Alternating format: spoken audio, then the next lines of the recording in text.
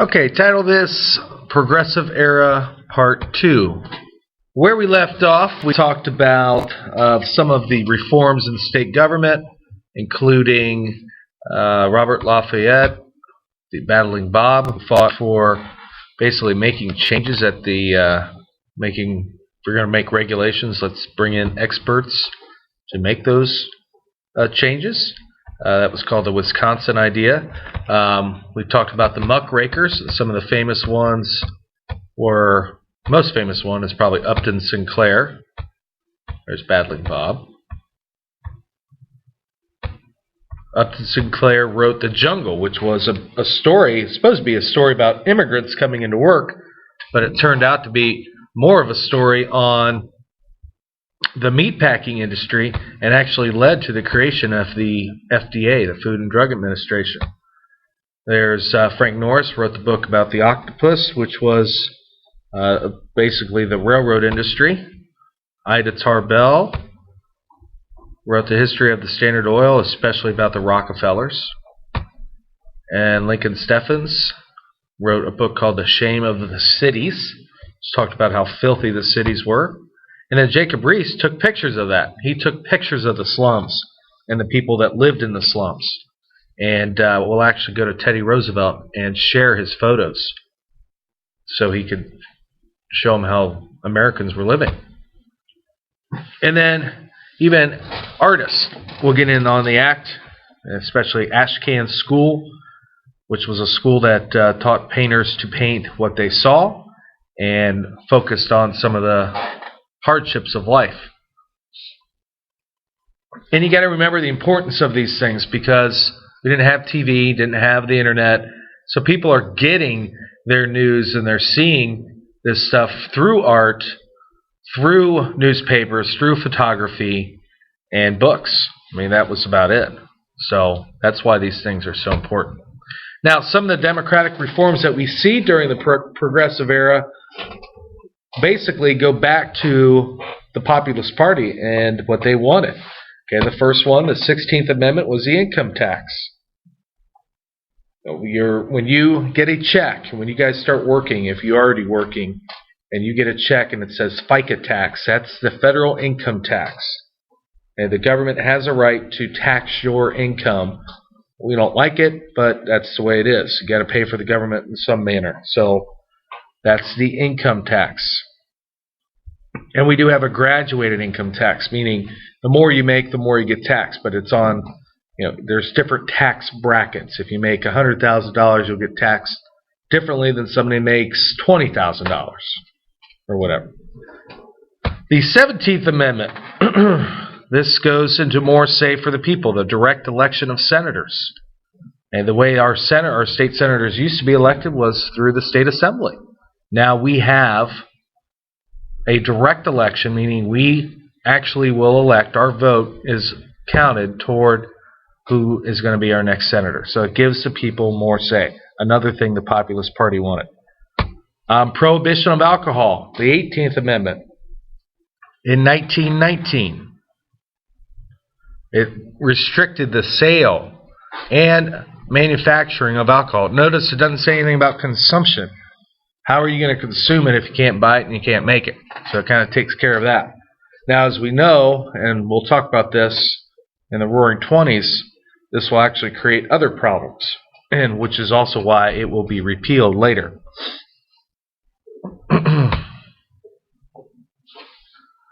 Finally, the 19th Amendment, women's suffrage. Finally, ladies, you get the right to vote in 1919 after World War I. So another thing, more say for the people, increasing voters. Now, another reform that's going to help our voters and our citizens, it's called the secret ballot, or the Australian ballot. Basically what that means is your vote is secret. The only way somebody's going to know who you voted for is if you tell them. Okay, that's not how it used to be. And that made it very easy for those political machines, those bosses, the thugs that they hired, such as the plug uglies. Very easy for them to intimidate people to vote for whoever they wanted to. And by having that secret ballot, that threat is eliminated. So that's the point of that. And then these three things, recall, referendum, and initiative, also give us more power in the government. Okay, recall. This is the process by which voters can remove a public official from office before the next election. So we can actually think about that mayor in Chicago or Toronto right now. I'm not saying this is going to happen, but they could have a recall vote and remove him from office, even though that's a different country. Just an example. This doesn't happen very often, but it does give the people that power. Referendum. This is where your state legislature might make a law, and those are the people that we elected, but we might not agree with it. So it could go before the people once again. Senate Bill 5 did this a few years ago. It was a law that limited unions and things like that, and the people of Ohio didn't like it. So it came to a vote, and it was overturned. Okay, so that gives the people more say there. And then lastly, the initiative. This is an interesting one. Once again, the process by which citizens propose new laws by gathering signatures on a petition. So you can actually initiate a law. Now, usually what happens is a lawmaker, some senator or representative, will jump on that and take it the rest of the way.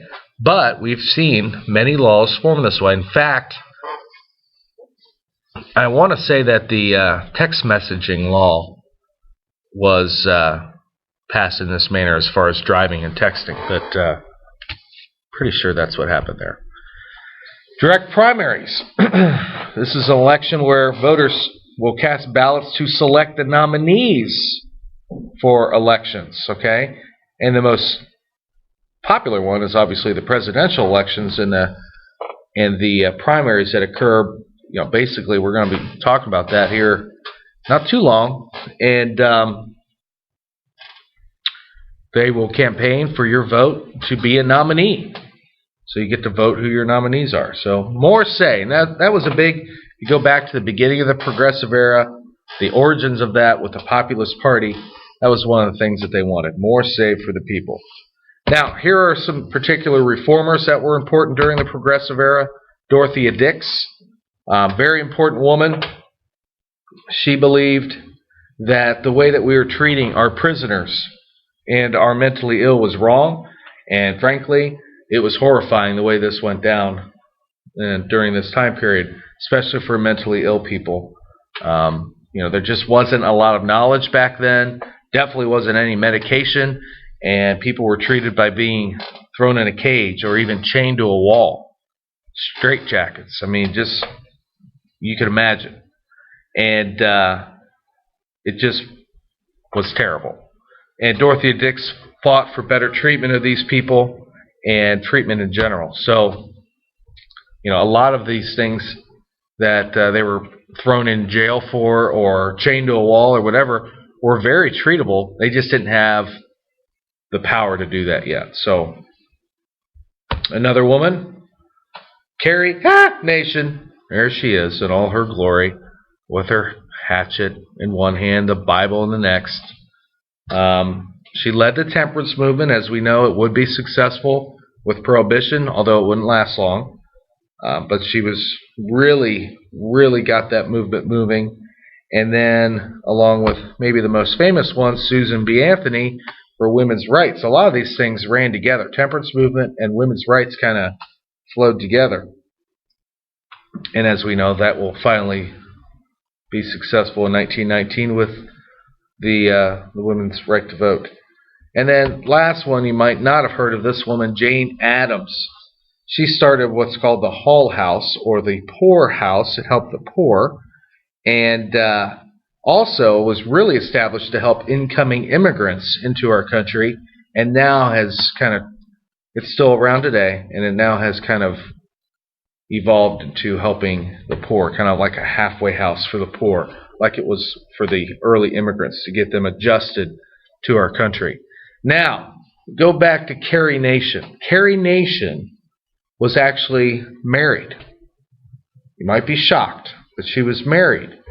And she was married to a man named Dady Nation. There he is. Okay, they went around, and you can see the resemblance there. And, of course, get married, they have a child. And this child, as we all know, there's always one rebel in the family. And you know that Carrie Nation was against drinking. So this poor child is going to break Carrie's heart. And here is Buck Nation. So you can see that, Carrie Nation will have to keep fighting the fight in our own family. Now, local reforms. Let's talk about those real quick. Very quickly, some of the things that happen locally. Safety codes, especially at the workplace, to try to help there. Child labor laws were being passed during this time, limited the age and pay and hours especially. And you guys know how you're only allowed to work so many hours a week, and you only to a certain point. I don't think you're allowed to work past 11 or something like that. So that's where these started. Okay, those were the part of the progressive era. A minimum wage is set. Workers' compensation laws are passed. So if you did get hurt, you could be compensated in some manner. How about this? Sanitation laws, finally. Okay, and especially we talked about food packaging plants and things like that, but also in new buildings. They had to have some type of sanitation, running water, and things like that. Tenement laws, that kind of goes into this. You had to keep your buildings to a certain standard of living. It's still around today, although especially if you go to some of the big cities, you ever hear of a slumlord and things like that. That's where that comes into play. They have to keep their apartment buildings up to a certain standard, or they could be shut down. Ended debtor prisons. You used to be able to go to prison for going to jail, you used to go to jail for having a debt. That has changed, okay, thankfully. And then the city manager form of government. This is why I have our former city manager. I need to put our new one up there. Our city manager form of government in Vandalia. In the early 1900s, Vandalia did not have a city commission. The manager ran the government. Dayton, however, they didn't have a city manager. They had a commission running everything. Now, both governments have both sides, but those were some of the different forms of government. You have a mayor as well. And in some cities, the city manager, such as Vandalia, the city manager is probably a higher paid position than the mayor, whereas Dayton, it's a bigger job. It just depends on that type of, what is the most powerful form in that city or town or whatever. Okay, in Vandalia, the city manager is very important. Not that it's not important in Dayton, but the mayor is more of a centerpiece in Dayton, along with, and that's an old picture of the city commissioners in Dayton as well. So those are very different types of ways of running local government, but once again, according to the populace, gives them more say. All right, that is all. Stay classy, Vandalia.